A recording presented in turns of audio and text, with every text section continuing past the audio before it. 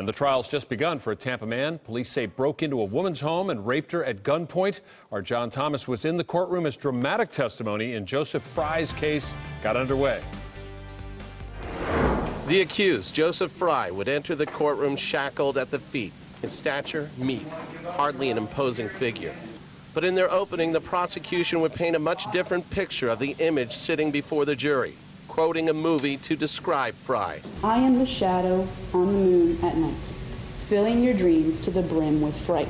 But the defense would counter by asking the jury to remember the law. He is presumed innocent of these offenses. Theatrics and the law lesson aside, reality stepped into the courtroom as the 75-year-old victim was helped to the stand to testify.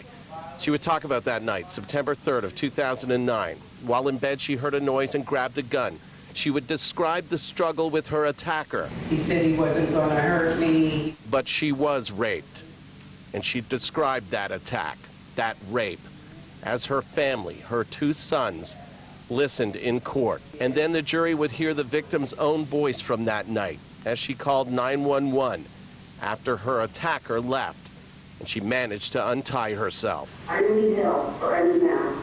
I've been robbed and I've been raped.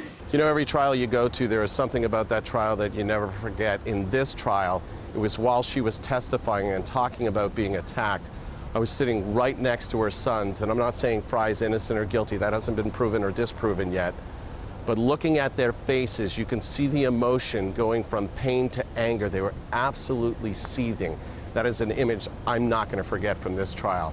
This trial is expected to run tomorrow as well, with closing arguments going tomorrow. And then it goes to the jury. In Tampa, John Thomas, ABC Action News.